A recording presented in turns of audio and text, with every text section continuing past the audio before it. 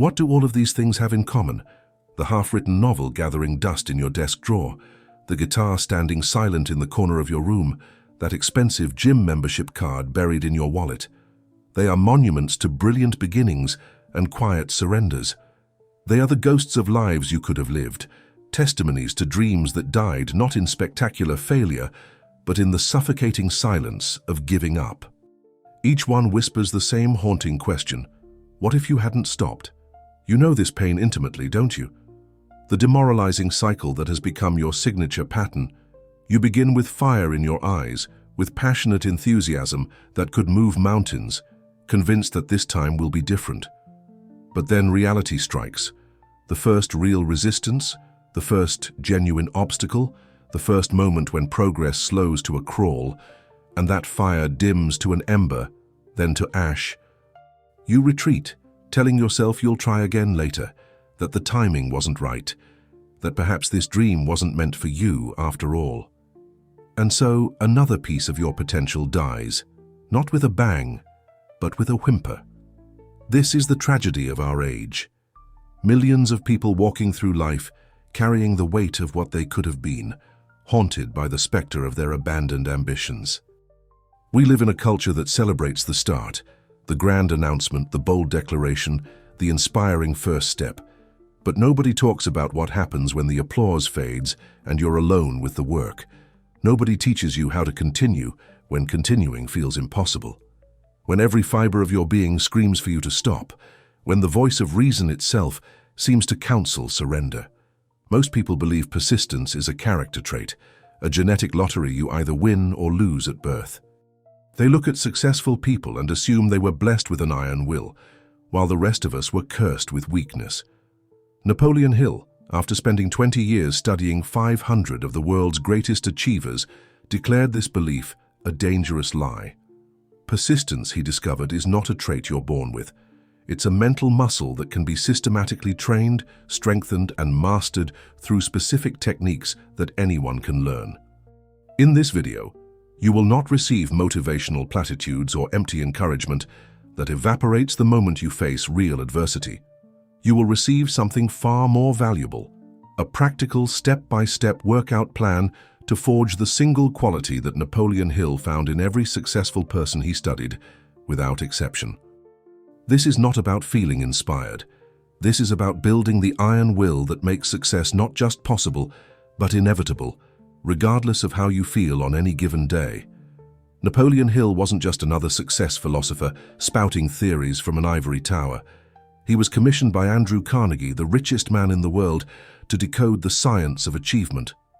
For 2 decades, he interviewed the titans of industry, the captains of commerce, the pioneers who built empires from nothing.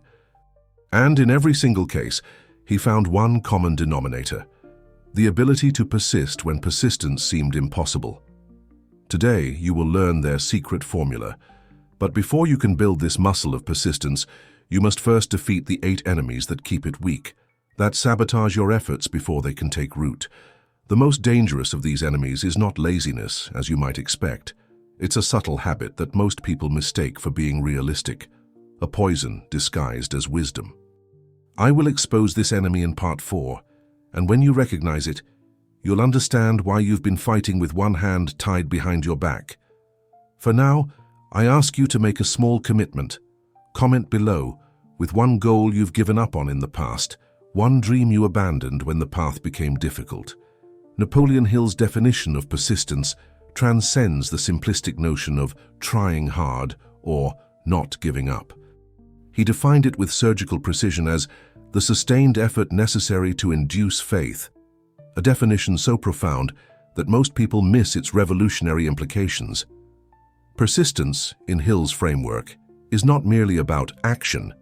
It's about the continuous application of will that transforms doubt into belief, that literally rewires your subconscious mind to accept your goal as an inevitable reality rather than a distant possibility. Think about what this means. Persistence is the vital link, the essential bridge between desire and its physical manifestation in the world. Without it, you can have the most intense desire imaginable, burning like a supernova in your chest, and it will amount to nothing. Without persistence, you can craft the most brilliant plan ever conceived, a masterpiece of strategy and foresight, and it will crumble like a house of cards at the first gust of opposition. Hill called persistence the power of will, and he meant this literally. It is the force that bends reality to your vision. Consider how this challenges everything you've been taught about success. We live in a culture obsessed with talent, with natural gifts, with finding your passion. But Hill's research revealed a startling truth. Talent without persistence is a curse, not a blessing. It creates potential without fulfillment, ability without achievement. The graveyards of history are full of talented people who lack the will to persist. Meanwhile, ordinary people with extraordinary persistence have built empires, changed industries, and rewritten the rules of what's possible. This is why Hill placed persistence at the very center of his philosophy of achievement. He discovered that it acts as a multiplier for every other quality you possess. Your intelligence becomes more valuable when applied persistently. Your creativity yields results only when channeled through persistent effort. Even luck itself seems to favor those who persist, as if the universe rewards those who refuse to accept defeat. Persistence transforms everything it touches from potential into power. The implications are staggering when you truly grasp them. It means that your current limitations are not fixed boundaries, but temporary obstacles waiting to be dissolved by persistent effort. It means that the gap between where you are and where you want to be is not measured in talent or resources, but in units of sustained effort over time. Most importantly, it means that success is not reserved for a chosen few, but is accessible to anyone willing to pay the price of persistence. Hill observed that persistence operates according to definite laws, as reliable as the laws of physics. Just as water freezes at 32 degrees Fahrenheit without exception, persistence applied according to certain principles produces success without exception. This is not mysticism or wishful thinking. It's the result of studying hundreds of the world's most successful people and identifying the patterns that govern achievement. These patterns form a science, a technology of success that can be learned and applied. But here's what makes persistence so difficult for most people. It requires you to act in direct opposition to your emotions. When you feel like quitting, persistence demands you continue. When fear whispers that you're wasting your time, persistence requires you to take another step. When everyone around you, including your own inner voice, counsels retreat, persistence commands you to advance. This is why it's not a feeling, but a discipline, not an emotion, but a decision. The power of persistence lies in its cumulative effect. Each day you persist, you build psychological momentum that makes the next day easier. Each obstacle you overcome through persistence strengthens your belief in your eventual success. Each time you choose to continue when quitting would be easier, you forge another link in an unbreakable chain of will. This is how ordinary people accomplish extraordinary things, not through sudden bursts of inspiration, but through the daily application of persistent effort. Hill discovered that persistence actually changes your mental chemistry. When you persist in the face of temporary defeat, you send a powerful signal to your subconscious mind that your goal is non-negotiable. Your subconscious, which controls far more of your behavior than you realize, begins to align all of its vast resources toward your objective. Opportunities appear that you couldn't see before. Solutions emerge to problems that seemed unsolvable. The right people enter your life at exactly the right moment. This is not magic. It's the natural result of focused, persistent attention. Your mind is like a lens, and persistence is what keeps it focused on a single point until it burns through every obstacle. Without persistence, your mental energy scatters in 1,000 directions, accomplishing nothing. With persistence, that same energy becomes a laser, capable of cutting through steel. This is why Hill insisted that persistence is not optional for success. It's the very mechanism through which success occurs. The tragedy is that most people quit just before persistence would have paid off. They don't realize that what feels like failure is often just the darkness before the dawn. Hill observed this pattern repeatedly. The moment of greatest resistance often comes just before breakthrough. The universe seems to test our commitment with a final challenge, a last obstacle that separates those who merely wish from those who will. Those who persist through this final test inherit everything. Those who quit inherit nothing but regret. Understanding persistence as Hill defined it changes everything about how you approach your goals. It's no longer about hoping you'll feel motivated tomorrow. It's no longer about waiting for the right circumstances or the perfect moment. It's about making a cold, calculated decision to continue regardless of circumstances, regardless of feelings, regardless of the opinions of others. This is the power of will that Hill spoke of, the power to override every impulse to quit with a stronger commitment to continue. When you truly understand that persistence is a skill, not a trait, you realize that your past failures were not evidence of your inadequacy, but simply the result of an untrained mental muscle. Just as you wouldn't expect to bench press 200 pounds without training, you can't expect to persist through major challenges without developing that capacity. But here's the liberating truth. Just as anyone can build physical strength through proper training, anyone can build the mental strength of persistence through the right techniques. This is the foundation upon which all lasting success is built. Not talent, not luck, not connections, but the simple, unsexy, utterly reliable quality of persistence. Master this one quality and you become unstoppable. Neglect it, and no amount of talent or opportunity will save you from mediocrity. The choice, as Hill would say, is entirely yours. Napoleon Hill offered a powerful analogy that captures the true nature of persistence with stunning clarity. Picture a single drop of water falling on a massive boulder. That drop is powerless, insignificant, seemingly absurd in its ambition to affect the stone. 1,000 drops fall, 10,000, and still the rock remains unchanged, unmoved, apparently invincible. To any observer, the effort seems futile, a waste of energy against an immovable object.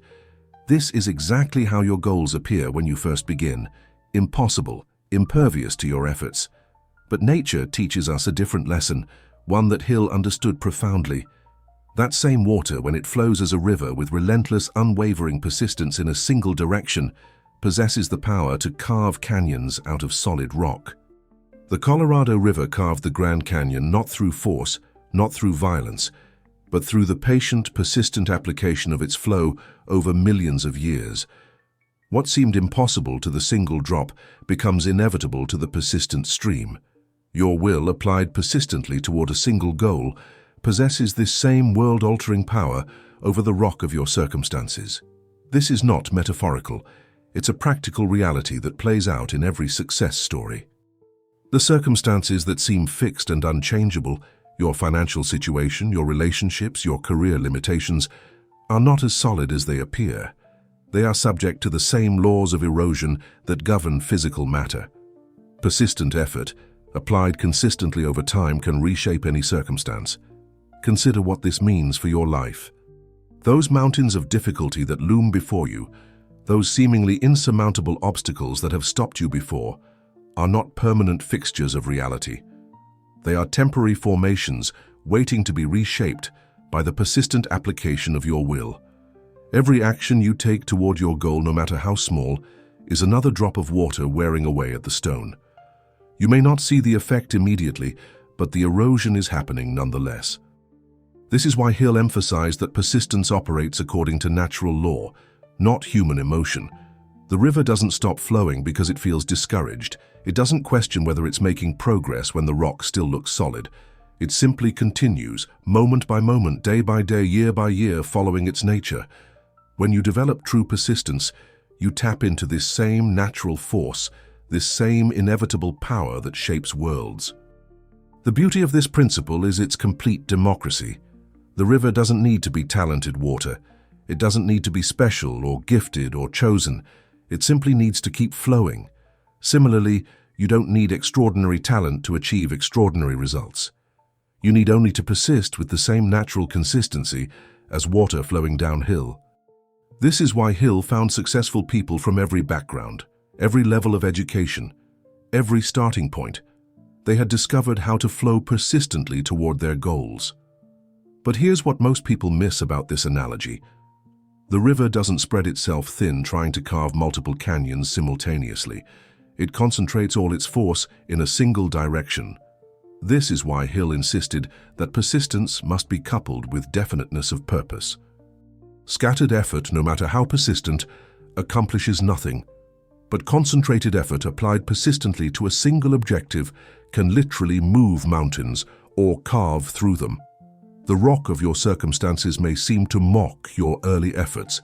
Your first attempts at change may appear to bounce off without effect, just as those first drops of water seem powerless against stone. This is where most people quit, convinced that if they can't see immediate results, no results are possible. They don't understand that transformation follows a curve, not a straight line. The effects of persistence are cumulative, building invisibly until they suddenly become undeniable. Think about the last time you gave up on something important. You probably quit because you couldn't see progress, because the rock of your circumstances seemed unchanged despite your efforts. But what if you had continued? What if you had trusted the process, understanding that persistence works like water on stone, invisibly at first, then undeniably? How different might your life be today if you had simply kept flowing toward your goal? This principle explains why overnight success is a myth. What appears to be sudden breakthrough is actually the moment when persistent effort finally becomes visible, like the moment when the river finally breaks through the rock. The years of invisible erosion, the countless drops that seem to accomplish nothing, were all necessary preparation for that moment of breakthrough. Without them, the breakthrough could never occur. Hill's genius was in recognizing that this natural law applies to human achievement just as surely as it applies to geology. The same force that carves canyons can carve out a fortune. The same persistence that shapes landscapes can shape destinies. The only difference is that humans, unlike rivers, have the choice to stop flowing, and most do long before their persistence would have paid off. The river doesn't negotiate with the rock. It doesn't ask permission or seek approval. It doesn't wonder if it's worthy of carving a canyon or capable of such a feat. It simply flows, and in flowing, it accomplishes what seems impossible. When you develop true persistence, you adopt this same non-negotiable commitment to your goal. You stop asking whether you can and simply continue until you have. This is the unshakable logic of persistence. It works because it must work. It's not a matter of opinion or belief, but of natural law. Just as water must eventually erode stone, persistent effort must eventually overcome any obstacle. The only variable is time, and time is on the side of those who persist. This is why Hill could state with absolute certainty that persistence makes success inevitable. He was describing a law of nature, not offering an opinion. Your circumstances right now, no matter how solid they seem, are subject to this law. The question is not whether you can change them, but whether you will persist long enough for the change to become visible. The river doesn't doubt that it will eventually carve through the rock. It simply flows. When you develop this same certainty, this same natural persistence, you tap into a power that can reshape any aspect of your life.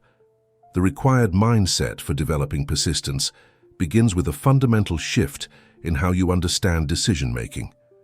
Persistence is not a feeling you hope to maintain when things get difficult.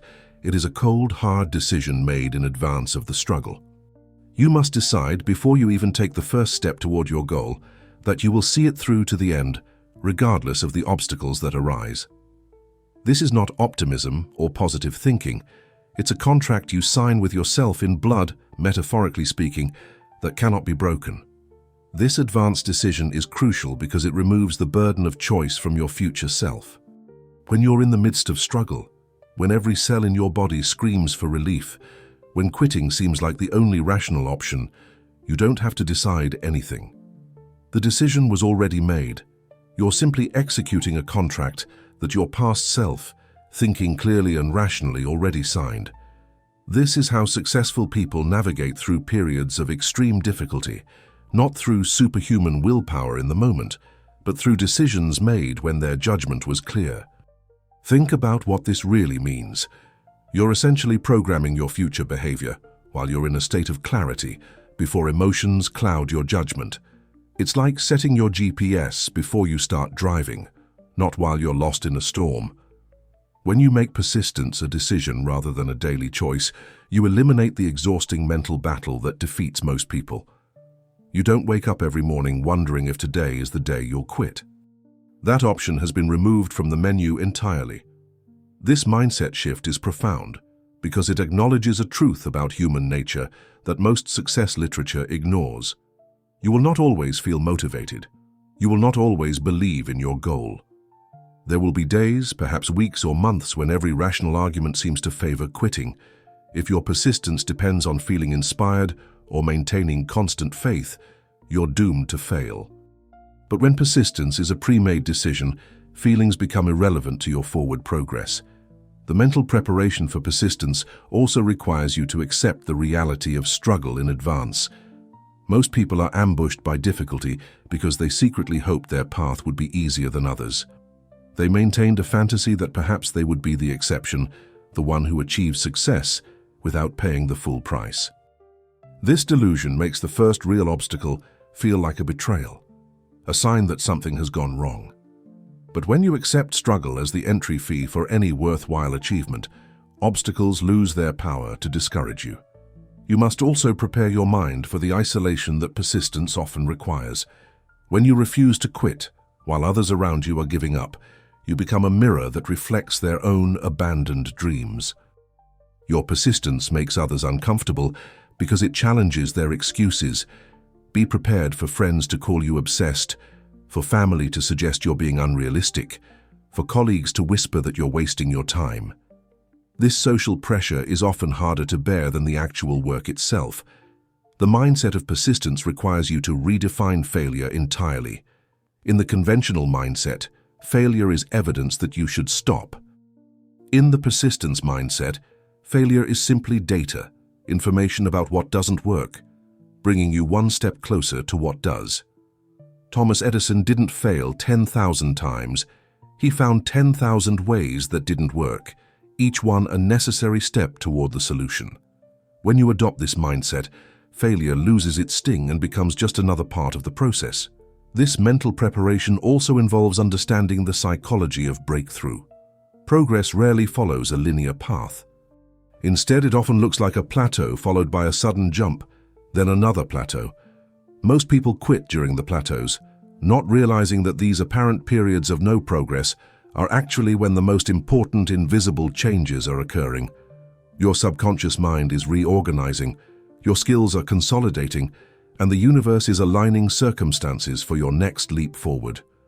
You must prepare your mind for the temptation of easier paths. As you persist toward your challenging goal, you'll constantly notice easier opportunities, simpler goals, less demanding paths. These aren't opportunities, they're tests of your commitment. The universe seems to offer you exit ramps just to see if you'll take them. The prepared mind recognizes these temptations for what they are and stays focused on the original objective, understanding that the difficulty of the path is often proportional to the value of the destination. The mindset of persistence also requires you to become comfortable with discomfort. Most people organize their entire lives around the avoidance of discomfort, but persistence demands that you make discomfort your companion. The discomfort of doing what you don't feel like doing, of continuing when you want to stop, of pushing through resistance. This must become as familiar to you as breathing. You don't have to like it, but you must accept it as the price of achievement. Mental preparation includes understanding the compound effect of persistent action. Each day you persist adds to an invisible account that will eventually pay enormous dividends. But like compound interest, the effects are invisible at first. You must train your mind to value these invisible accumulations, to celebrate the small daily victories that seem meaningless in isolation, but are powerful in aggregation. This requires faith in the process, even when the process shows no visible results. You must also prepare for the psychology of the middle. The beginning of any journey has the energy of novelty. The end has the pull of proximity to the goal. But the middle, that vast stretch where you're too far from the beginning to remember why you started and too far from the end to see the finish line, this is where most dreams die. Prepare your mind for this psychological desert, knowing it's coming, and decide in advance that you'll keep walking even when you can't see the oasis. The persistence mindset requires you to separate your identity from your results. Most people's self-worth rises and falls with their daily progress, making them psychologically fragile. But when you decide in advance to persist, you define yourself by your commitment, not your current results. You are someone who persists, period. This identity is unshakable because it depends only on your decision to continue, not on external validation or visible progress. This mental preparation fundamentally changes your relationship with time. Instead of seeing time as something running out, you see it as your ally. Every day you persist while others quit, you gain competitive advantage. Time becomes a filter that separates the committed from the curious. You understand that most of your competition will eliminate themselves through impatience, leaving the field open for those who persist. You must prepare your mind to find meaning in the process, not just the outcome. If your only source of satisfaction is reaching the goal, the journey will be unbearable. But when you find meaning in the daily act of persistence itself, in becoming someone who doesn't quit, improving your character through action, then every day becomes a victory, regardless of external progress. This shift makes persistence sustainable over the long term. The mindset also requires you to accept that persistence is not heroic or dramatic. It's showing up on the ordinary Tuesday when you don't feel like it. It's doing the small, unsexy tasks that nobody sees or applauds. It's continuing when there's no audience, no encouragement, no immediate reward. This is why most people can't persist. They're addicted to the drama of the big moment and can't sustain effort through the countless small moments that actually determine success. Mental preparation means understanding that your emotions will lie to you. They'll tell you that you're not making progress when you are. They'll insist that it's logical to quit when it's not. They'll convince you that everyone else has it easier when they don't. You must prepare to ignore these emotional arguments and trust the decision you made when your thinking was clear. Your emotions are weather, your decision to persist is climate. Finally, the persistence mindset requires you to see yourself as someone playing a different game than most people. While they're playing for quick wins, you're playing for permanent victory. While they're optimizing for comfort, you're optimizing for growth. While they're protecting themselves from failure, you're using failure as fuel. This isn't better or worse. It's simply a choice about what kind of life you want to live and what price you're willing to pay for it. This mental preparation is not a one-time event, but an ongoing practice. Every morning you must recommit to your advanced decision. Every evening you must remind yourself why you chose this path. The mind, like the body, requires constant training to maintain its strength. But once this mindset becomes your default mode of operation, persistence stops feeling like effort and starts feeling like who you are. Step 1 of Napoleon Hill's formula for forging persistence is establishing a definite purpose backed by burning desire. This is the fuel that powers everything else, the nuclear reactor at the core of your persistence. Without this, all the discipline and willpower in the world amount to nothing more than empty motion. You cannot persist for something you only mildly want, any more than you can drive across the country on fumes. Your why must be so powerful, so consuming, that it creates an obsession for its realization. Hill discovered that every person who achieved extraordinary success was driven by a desire so intense it bordered on obsession. This wasn't casual interest or reasonable ambition.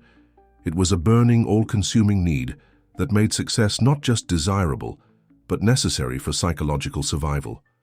They didn't just want their goal, they needed it, like they needed oxygen. This level of desire doesn't come from logical analysis or reasonable planning. It comes from connecting your goal to your deepest values, your core identity, your fundamental reason for existing. The definiteness is as crucial as the desire. A vague wish to be successful or make more money has no power to sustain persistence. Your purpose must be specific, concrete, and measurable. Instead of wanting financial freedom, you must know the exact amount of money you need, by what date, and what specific value you'll provide in exchange for it. This specificity creates a target for your subconscious mind to lock onto, transforming abstract desire into concrete action steps. Step 2 requires a definite plan expressed in continuous action. This is the engine that converts desire into reality. A desire without a plan is merely a wish, a pleasant fantasy that will never materialize. Your plan doesn't need to be perfect. In fact, it won't be, but it must exist. And more importantly, it must be expressed through daily action, no matter how small. This continuous action is what builds and maintains momentum, the force that makes persistence easier over time. The power of continuous action lies not in the size of each step, but in their relentless consistency. Writing 1 page a day seems insignificant, but it produces a book in a year. Making 1 sales call daily appears trivial, but it creates a network over time. Saving a small amount regularly looks pointless, but it builds wealth through compound effect. Hill understood that success is not an event, but a process, and that process requires daily fuel in the form of action, however modest. Your plan must be flexible enough to adapt, but firm enough to provide direction. Think of it like a GPS system. It has a fixed destination, but can recalculate the route when you encounter obstacles. Too rigid a plan breaks under pressure. Too flexible a plan provides no guidance. The key is maintaining unwavering commitment to the destination while remaining adaptable about the path. This balance allows you to persist through unexpected challenges without losing your way. Step 3 demands a mind closed tightly against all negative influences, including negative suggestions from others and your own doubts. This is your shield, your psychological armor against the forces that erode persistence. Every day, you're bombarded with reasons to quit, from well-meaning relatives who think you're wasting your time, from friends who project their own fears onto your dreams, from a society that prefers conformity to achievement. Without this shield, these influences will gradually poison your resolve. This doesn't mean living in denial or ignoring legitimate feedback. It means developing the discrimination to distinguish between constructive criticism that helps you improve and destructive negativity that serves no purpose except to discourage. Most negative input falls into the latter category. It's not based on genuine concern for your success, but on the speaker's own limitations, fears, and abandoned dreams. You must learn to recognize these projections and refuse them entry into your mental space. The most insidious negative influence is your own inner dialogue, that voice that whispers you're not good enough, that reminds you of past failures, that argues for the logic of quitting. This internal saboteur is more dangerous than any external critic. Hill prescribed specific techniques for silencing this voice, including positive affirmations, visualization, and most importantly, immediate action. When doubt speaks, action is the only answer that matters. Step 4 requires forming a friendly alliance with 1 or more people who encourage and believe in your purpose, what Hill called the mastermind principle. This is your support system, your psychological reinforcement when your own faith wavers. Humans are social creatures, and isolation is the enemy of persistence. When you're surrounded by people who believe in your vision, who remind you of your capabilities when you forget them, who hold you accountable to your commitments, persistence becomes exponentially easier. This alliance must be chosen carefully. Not everyone who wishes you well is qualified to be part of your mastermind. You need people who understand your vision, who have either achieved something similar or are actively pursuing their own ambitious goals. They must be positive without being naive, supportive without being enabling, honest without being discouraging. This is a rare combination, which is why Hill emphasized the importance of being highly selective in forming these alliances. The Mastermind Alliance serves multiple functions in developing persistence. It provides emotional support during difficult periods, practical advice when you're stuck, and perhaps most importantly, social pressure to continue when you might otherwise quit. When you've publicly committed to your goals with people you respect, the social cost of quitting increases dramatically. This external accountability supplements your internal motivation, creating multiple layers of support for your persistence. These 4 steps work synergistically, each amplifying the others. Your burning desire fuels your daily actions. Your daily actions reinforce your shield against negativity by providing evidence of progress. Your Mastermind Alliance strengthens your desire by reflecting it back to you and helps refine your plan through collective wisdom. Together, they create a system that makes persistence not just possible, but inevitable. The formula must be applied as a complete system, not piecemeal. Many people have strong desire but no plan, making their persistence directionless. Others have excellent plans but no burning desire, making their efforts mechanical and unsustainable.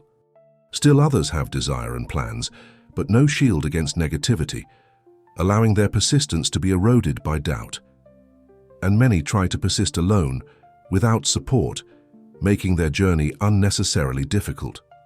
All four elements are essential. This is not a one-time technique, but the adoption of a new habit of mind, a complete reprogramming of how you approach any significant goal. The first time you apply this formula, it will feel forced, unnatural, like learning to write with your non-dominant hand. But with repetition, it becomes automatic. The mental muscles of persistence grow stronger with each use, until maintaining effort toward your goal requires less conscious energy than quitting would. Hill emphasized that this formula works for any goal, in any field, for any person, because it's based on fundamental laws of human psychology. It doesn't matter if your goal is financial, creative, physical, or spiritual, the same four steps apply. This universality is what makes the formula so powerful. It's not a specialized technique for certain types of achievement, but a master key that opens any door you choose to walk through. The more you apply this formula, the more you'll notice its effects extending beyond your specific goal. Persistence in one area of life strengthens your capacity for persistence in all areas. The mental strength you build pursuing a business goal transfers to your health goals. The discipline you develop in your fitness journey enhances your creative persistence. This is why Hill called it forging persistence, like a blacksmith strengthening steel. Each application of the formula makes your will stronger and more resilient.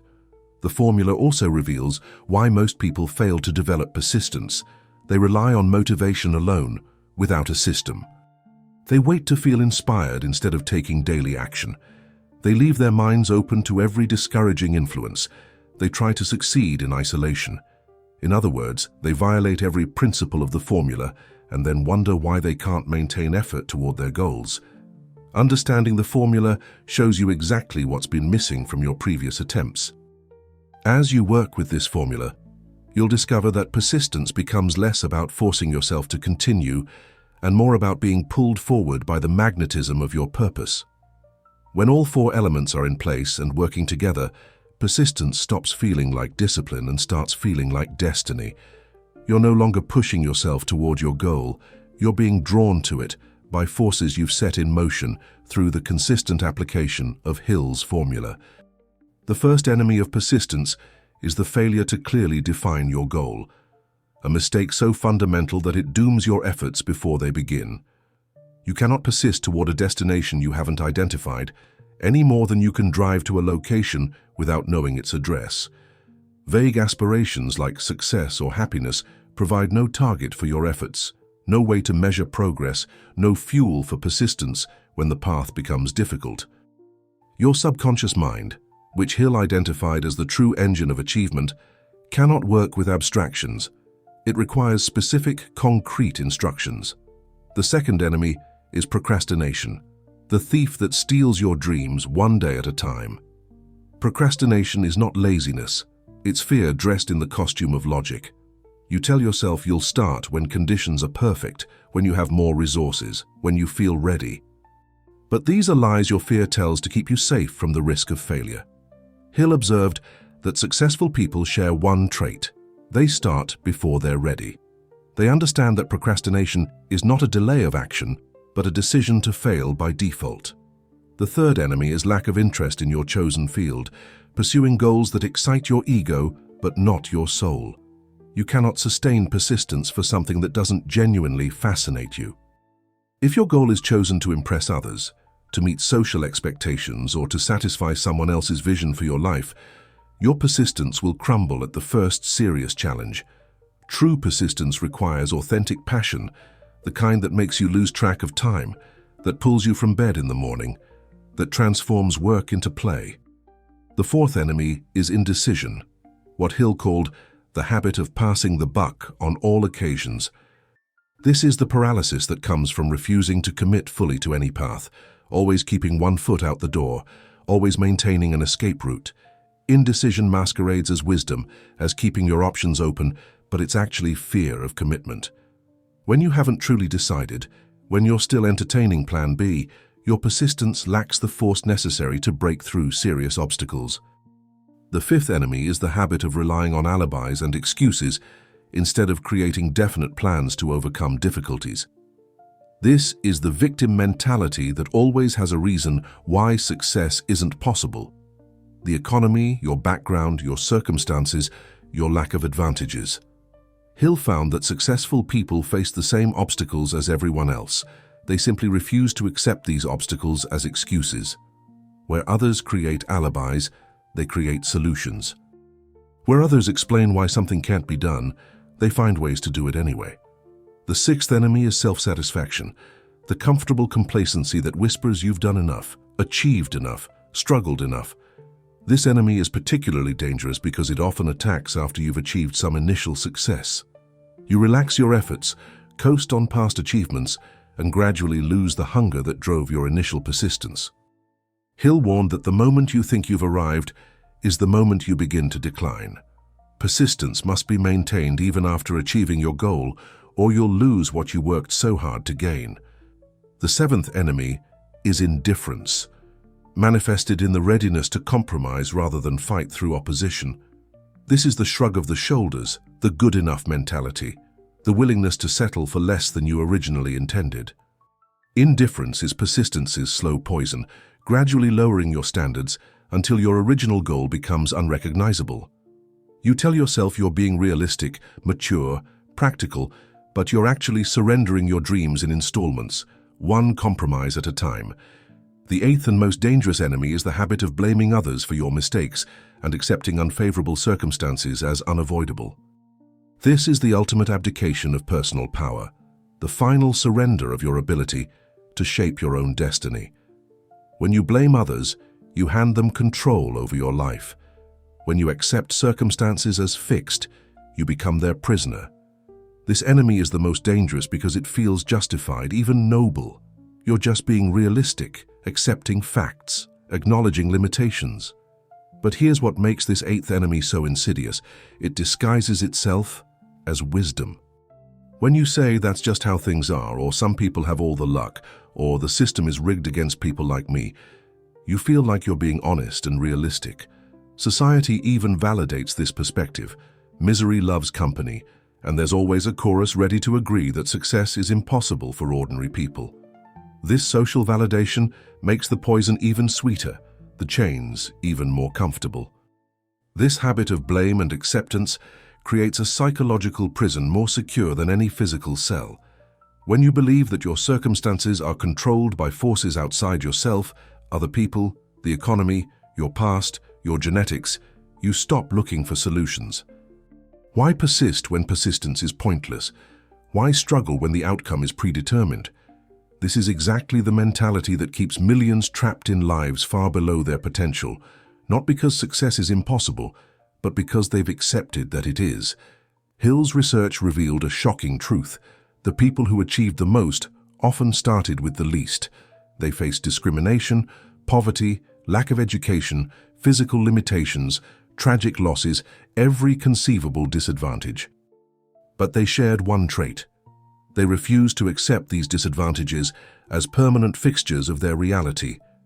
They took complete responsibility for their lives, not because their circumstances were their fault, but because responsibility was their only path to power. When you truly understand this eighth enemy, you see how it connects to and strengthens all the others. When you blame external circumstances, you don't clearly define your goals because, what's the point? You procrastinate because the timing will never be right anyway. You lack interest because the game is rigged. You remain indecisive because no choice really matters. You create excuses instead of plans, become satisfied with little, and grow indifferent to your dreams, all because you've accepted the fundamental lie that you're a victim of circumstances. The antidote to this enemy is what Hill called accurate thinking, the ability to separate facts from opinions, to distinguish between what is genuinely fixed and what only appears to be. Yes, you may face real disadvantages. Yes, some people start with more advantages. Yes, unfair things happen, these are facts. But the conclusion that these facts make your success impossible? That's an opinion, and it's demonstrably false, disproven by countless people who succeeded despite facing worse circumstances than yours. Napoleon Hill shared a powerful observation that seems almost mystical but proves itself true in every life. The universe appears to test every person's commitment through temporary defeat. It's as if life itself has established a filtering system, presenting each aspiring achiever with failure, setback, and disappointment, not to stop them, but to determine who deserves passage to their goal. Those who persist through these tests are granted entry to success.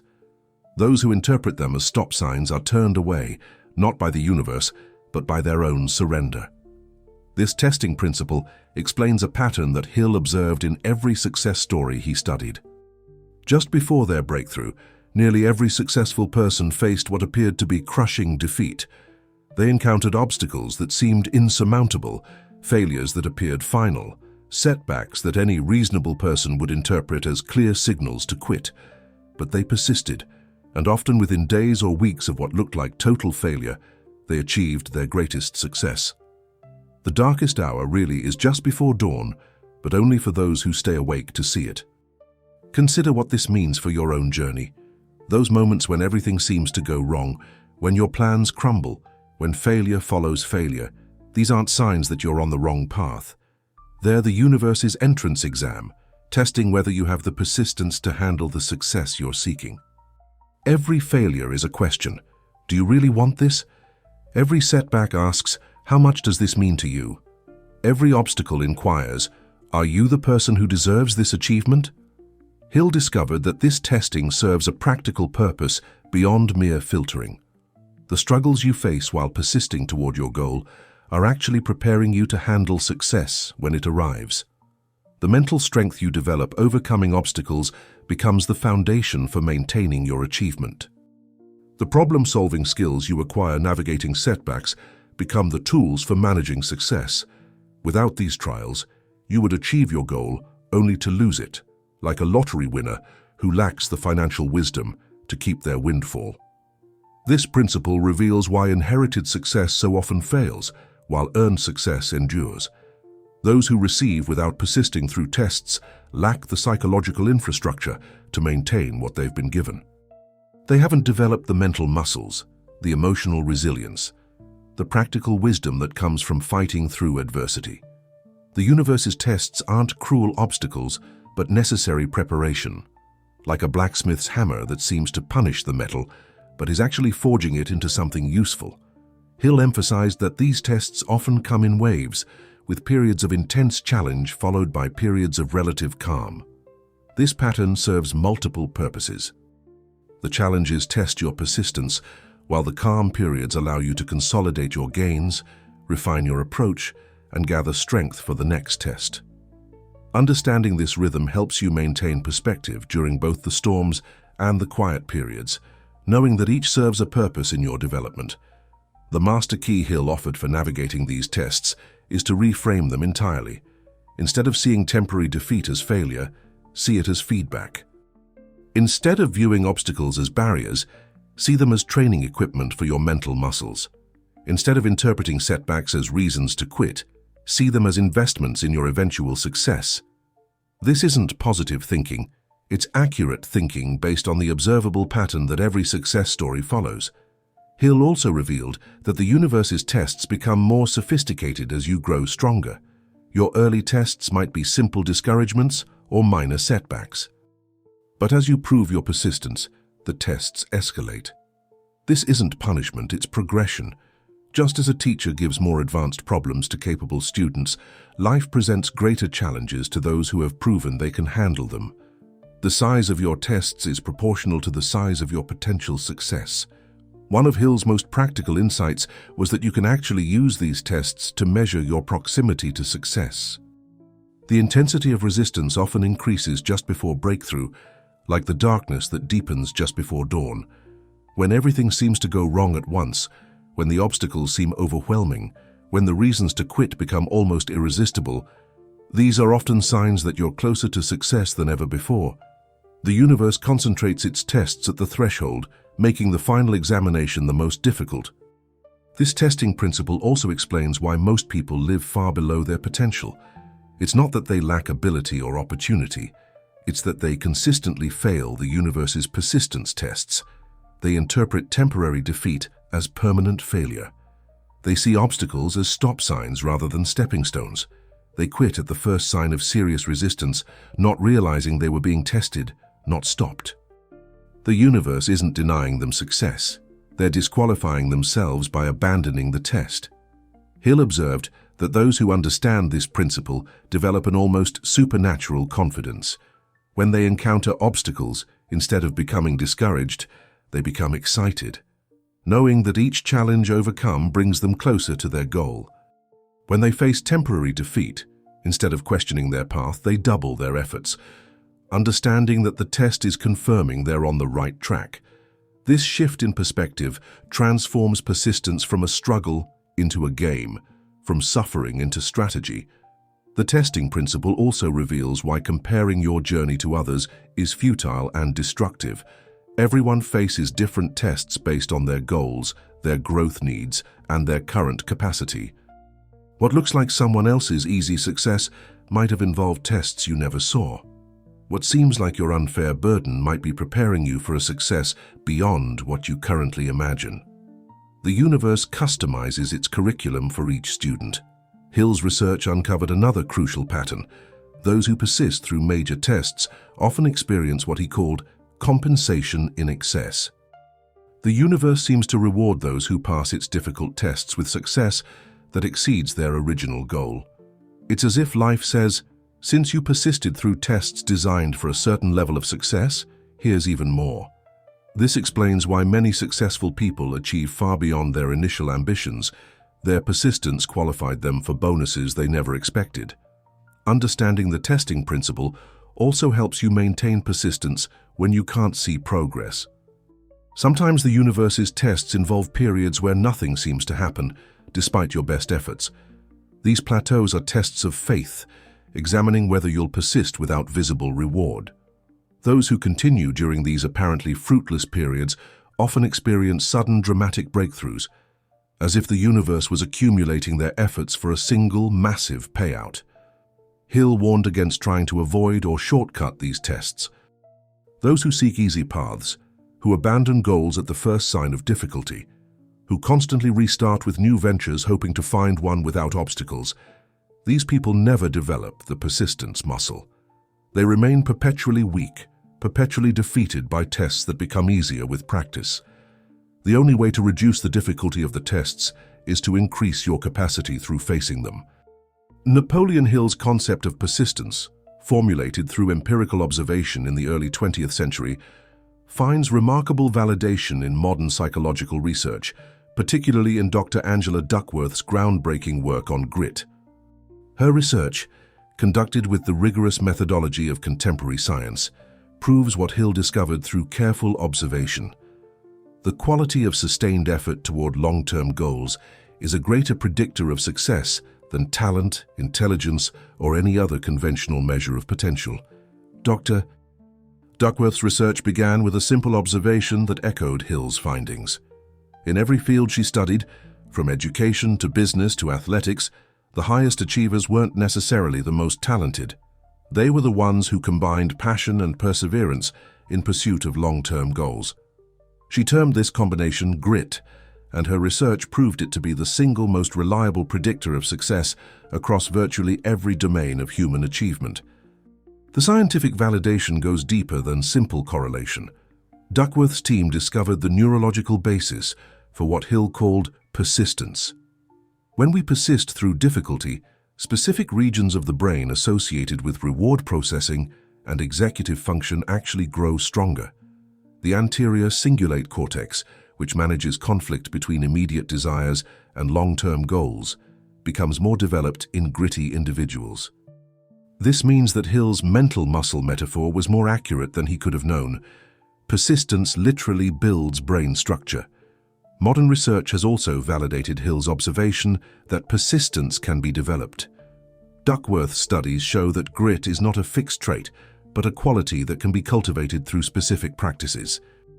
Her research subjects who engaged in deliberate practice maintained what she calls hierarchical goals, and cultivated hope and interest showed measurable increases in grit over time. This scientific confirmation of Hill's formula suggests that his insights were not just philosophical, but reflected fundamental truths about human psychology. The research reveals something Hill intuited but couldn't prove.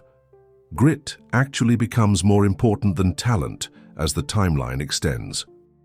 In short-term challenges, talent provides an advantage. But as the difficulty and duration of challenges increase, grit becomes the dominant factor. Duckworth found that in every field, from spelling bees to military training to corporate success, those with high grit consistently outperformed those with high talent but low grit, especially over extended periods. Neuroscience has uncovered the biological mechanisms behind what Hill called the sustained effort necessary to induce faith. When we persist toward a goal, our brains undergo a process called myelination, where frequently used neural pathways become insulated with a fatty substance that makes them faster and more efficient. This means that persistence literally rewires your brain to make success more likely.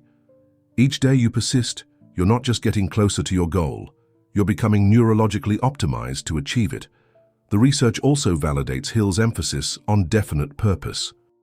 Duckworth found that gritty individuals don't just persist at everything, they maintain what she calls passionate consistency toward an ultimate concern.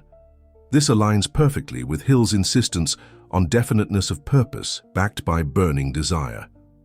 The science shows that our brains can only maintain deep persistence toward a limited number of objectives, making focus essential for developing true grit.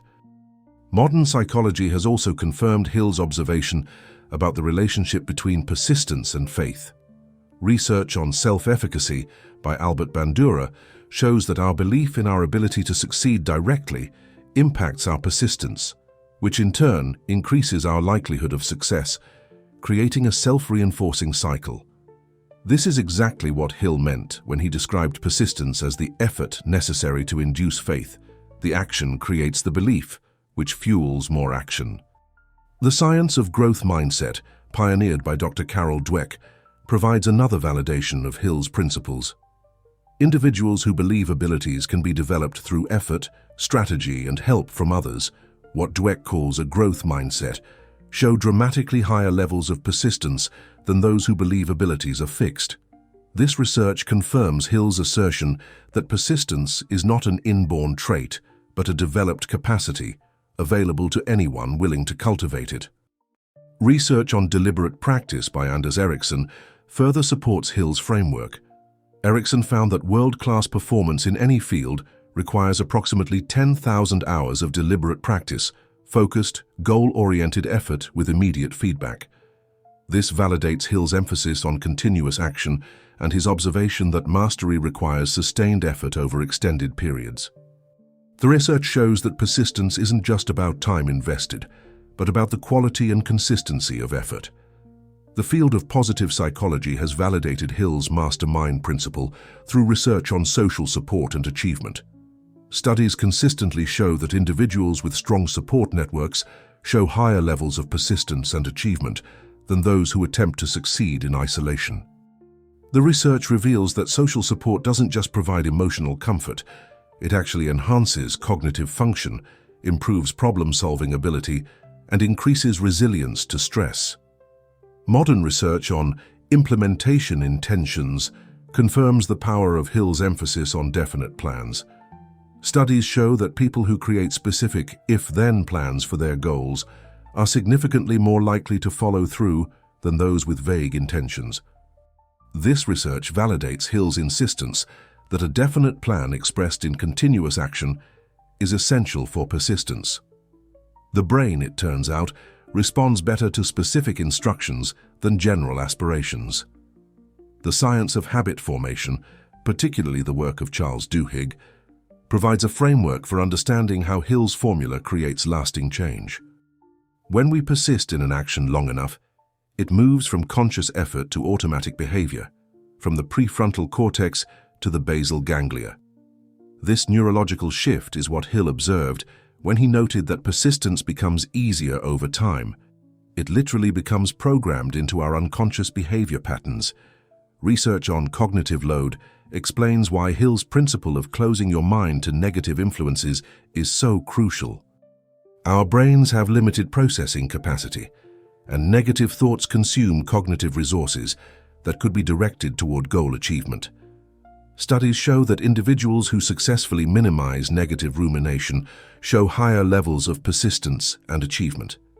Hill's advice to shield yourself from negativity wasn't just motivational, it was cognitively strategic. The emerging field of prospective psychology validates Hill's emphasis on future-focused thinking. Research shows that individuals who vividly imagine their future success and work backward from that vision show higher levels of motivation and persistence than those who focus only on present circumstances. This confirms Hill's visualization techniques and his emphasis on maintaining a clear mental picture of your desired outcome.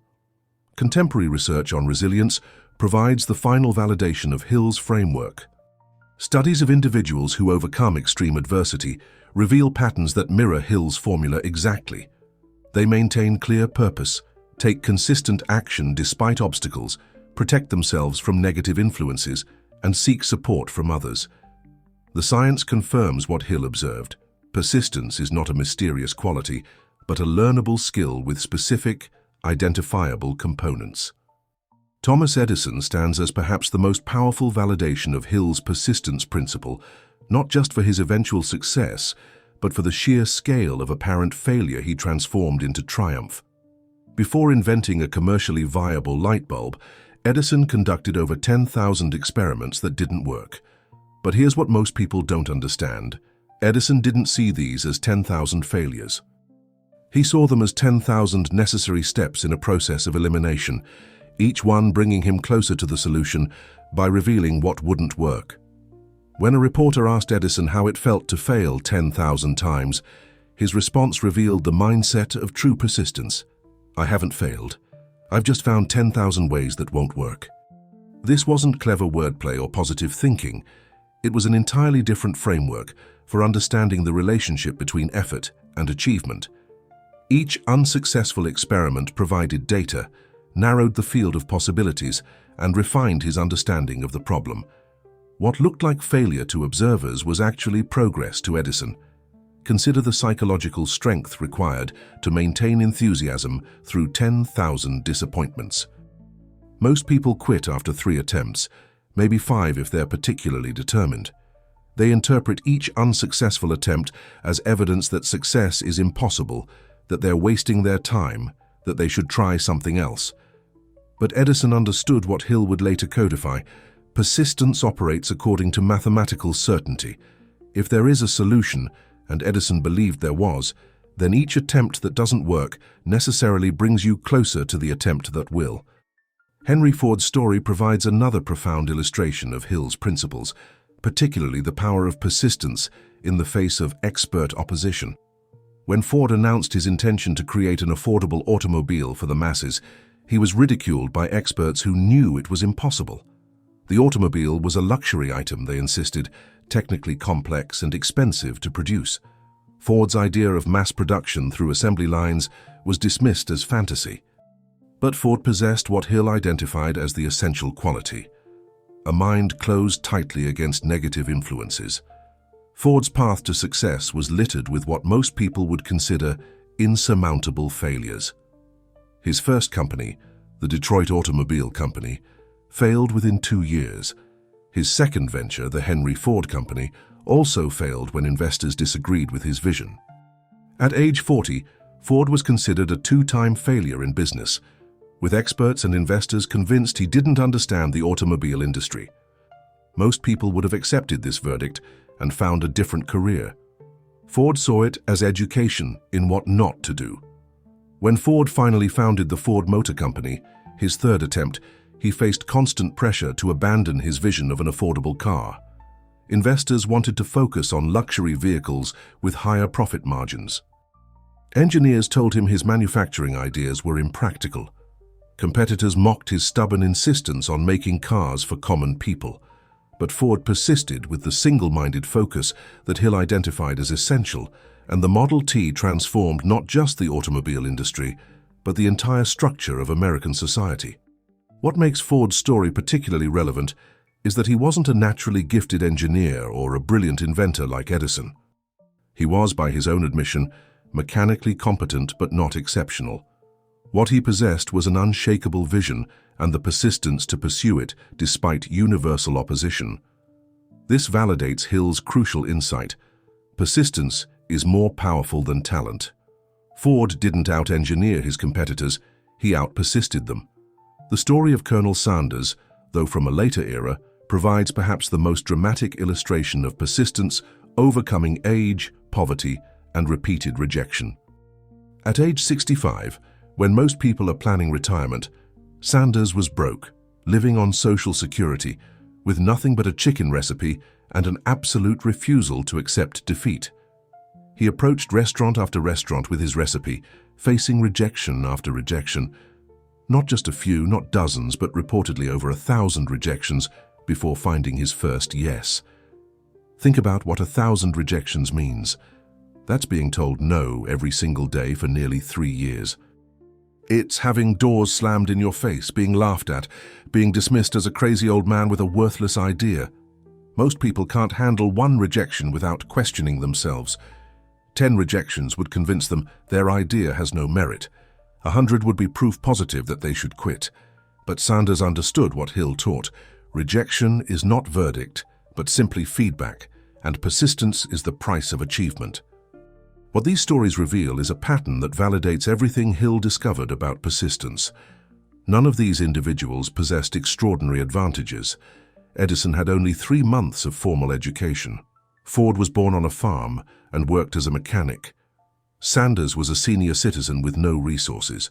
What they shared was the quality Hill identified as the master key to success, the ability to persist when persistence seemed irrational.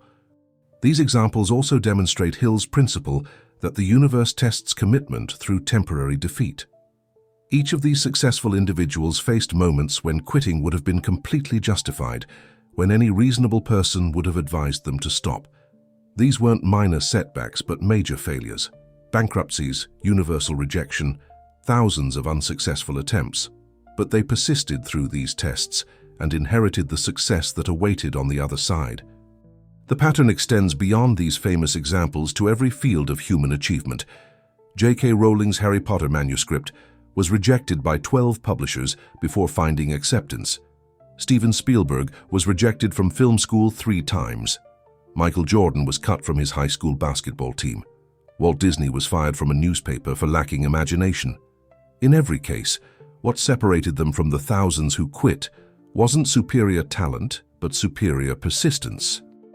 These stories also validate Hill's observation about the compound effect of persistence. Success didn't come to these individuals through a single heroic effort, but through the accumulation of countless small acts of persistence. Edison's 10,000 experiments, Ford's years of refinement, Sanders' 1,000 pitches, these were not dramatic moments but daily decisions to continue when stopping would have been easier. This is the unsexy truth about persistence. It's built in ordinary moments, not extraordinary ones. What's particularly instructive is how these individuals maintained their persistence.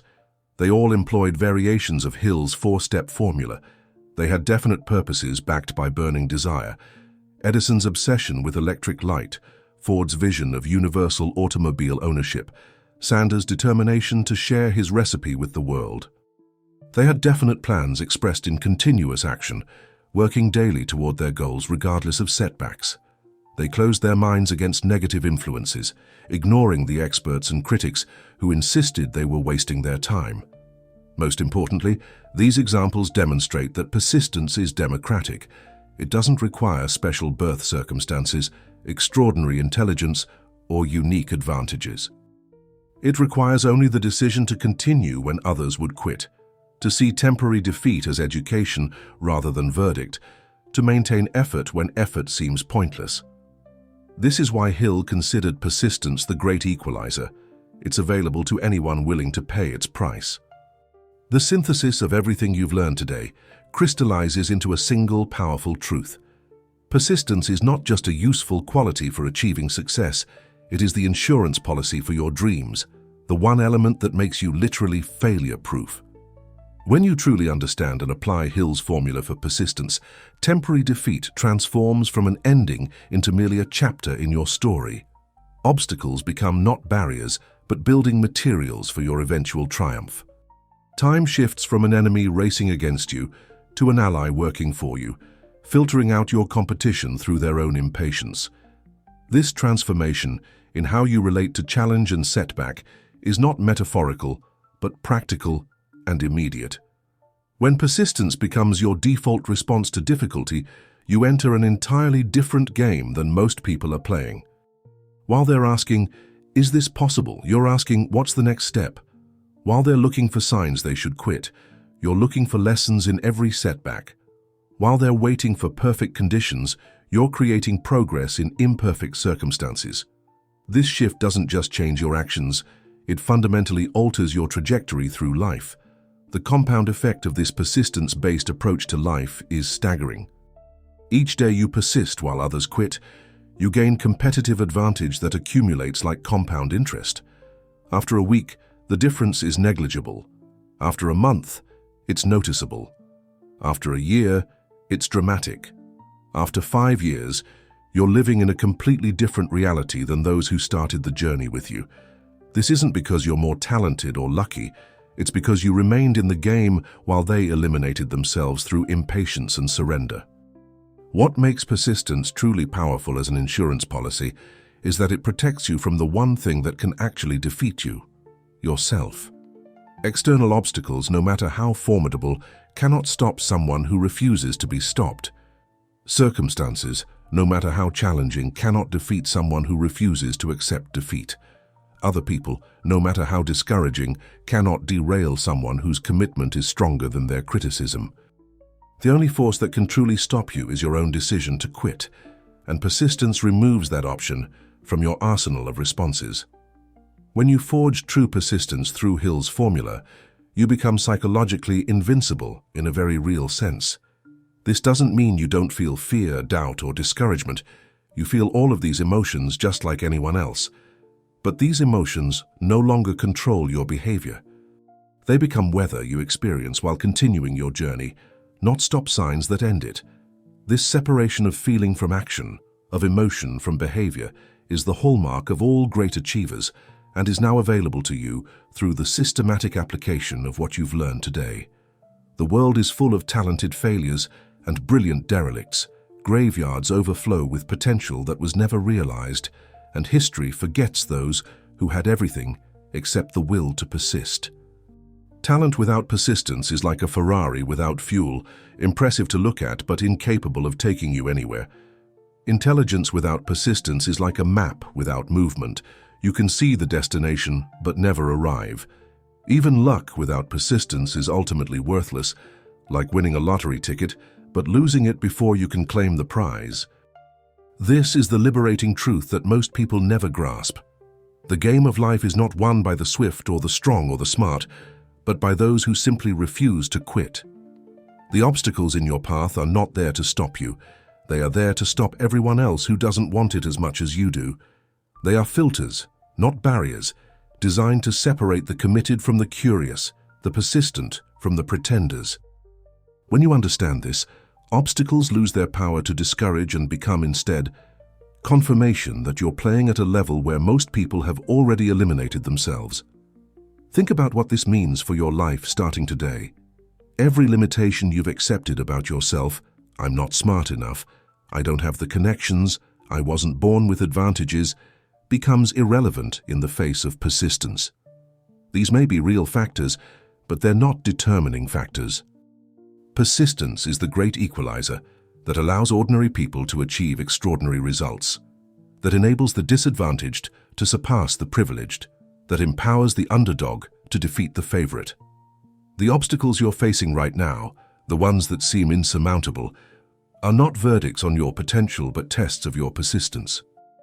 That dream you've been postponing because the path seems too difficult, the difficulty is not a warning to stay away, but an invitation to prove you deserve it, That goal that seems impossible given your current circumstances.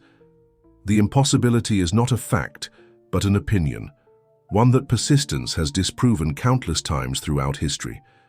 You now possess something most people will never have, a scientific formula for developing the one quality that guarantees success. You understand that persistence is not a feeling but a decision, not a trait but a skill, not a gift but a choice. You know the 4 steps to build it, the 8 enemies that destroy it, and the mindset that sustains it. This knowledge places you in an elite category, not elite by birth or privilege, but elite by understanding and application. The universe has been waiting to see what you're really made of, presenting you with challenges and setbacks, not to defeat you, but to develop you. Every time you've quit in the past, you've failed the test and had to start over. But now you understand the game. Now you know that persistence is the answer to every question life asks. Now you recognize that the struggle is not the problem, but the path, not the obstacle, but the opportunity. Today marks a turning point, a moment when you stop being a victim of circumstances and become an architect of destiny. The same you who has started and stopped, tried and quit, hoped and surrendered, that person now possesses the master key that unlocks any door. The only question remaining is not whether you can achieve your dreams, but whether you will apply what you've learned with the persistence that makes success inevitable. Here is your challenge, should you choose to accept it. For the next 7 days, you will execute the Iron Will Challenge, a practical experiment in building your persistence muscle.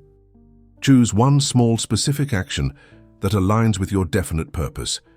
It could be writing for 30 minutes, making one sales call, exercising for 20 minutes, or any other concrete action that moves you toward your goal. Your challenge is to execute this action for 7 consecutive days without exception, without excuse, without negotiation. This is not about the action itself, but about proving to yourself that you can persist when persistence is difficult. The rules are simple but non-negotiable. You must complete your chosen action every single day, regardless of how you feel, what else is happening in your life, or what obstacles arise. If you're sick, you do it sick. If you're tired, you do it tired. If you're traveling, you find a way. If you miss a day, you start over from day 1. This is not about perfection in execution, but about persistence in effort. The quality of your action may vary, but the fact of your action must not. This 7-day challenge is designed to give you a visceral experience of what Hill's formula feels like in practice. You'll face every enemy of persistence in miniature: the temptation to procrastinate, the voice of doubt, the pull of easier alternatives, the rationalization that one day doesn't matter. You'll discover which enemy is strongest for you and practice defeating it.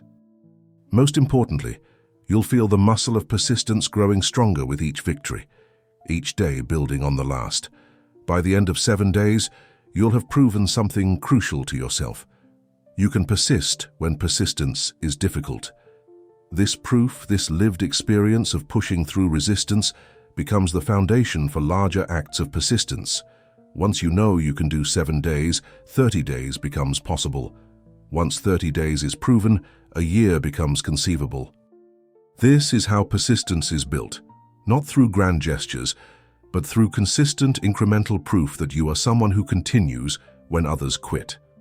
To make this challenge real, to transform it from intention to commitment, I invite you to make a public declaration.